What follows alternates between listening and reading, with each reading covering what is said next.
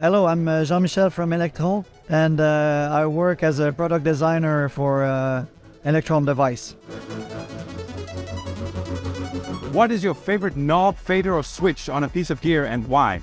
I think it's the Octatrax Crossfader because of just how much fun I can use it to modulate all sorts of parameters. In combination with the scenes, it transforms the sound into oblivion if you want to. I mean, it's maybe not about the feel of the crossfader itself, but it's just how it's implemented. I think it's pretty fun to use. What bit of the gear that you've made are you particularly proud of? I would say I think it's the syntax graphics. We spent a lot of time working on that to try to make it easy to read.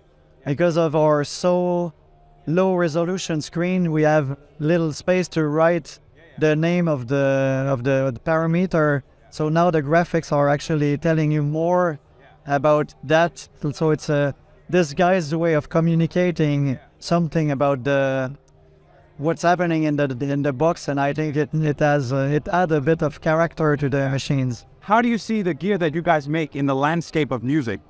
I think a lot of stuff that we do is, there was the machine drum 20 years ago that came out, and a lot of gear that Elektron produced has been somehow an iteration of the idea of the machine drum, more or less. Yeah, we're always trying to make it better and everything, and we get a lot of love from people coming here, and we feel like it's really used by people in different scenarios, like live or in the studio at home. And I think it's great that so many people love the brand and use our stuff. What music has inspired you to produce the gear that you make? Yeah, I'm a big fan of Aphex Twin, Autechre, and that stuff.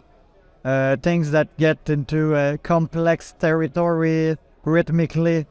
So of course I'm always looking forward to try my, our unit and create some complex rhythms around that, yeah. What is the most surprising tip or trick or technique that you've discovered about a piece of gear that you've made? On the syntax, there's the FX bus. Yeah.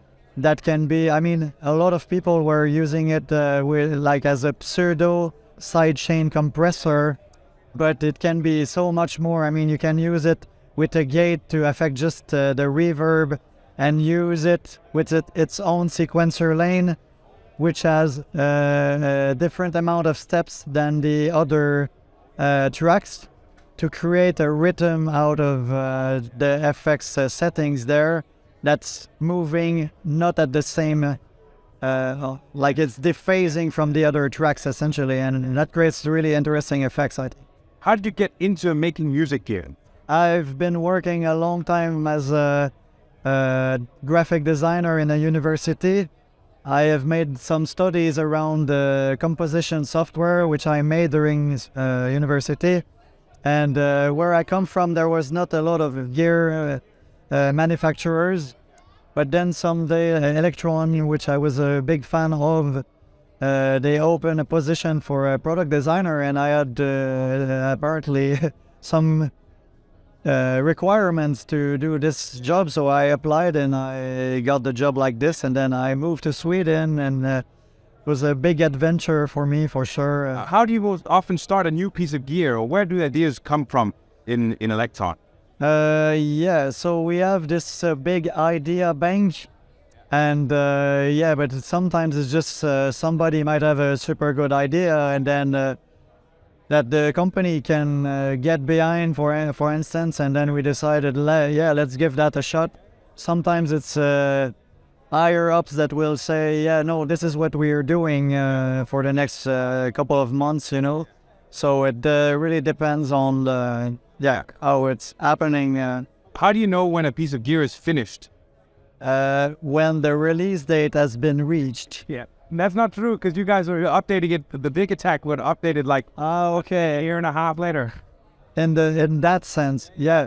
So of course, we're always trying to add make the machines better and more useful, get some interesting parameters there. Yeah.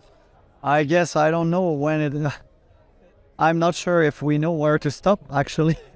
I would say, like, at some point the CPU get maxed out or the UI cannot really take another feature. Like, we don't know where to put it because there's so many things, and has so many functions.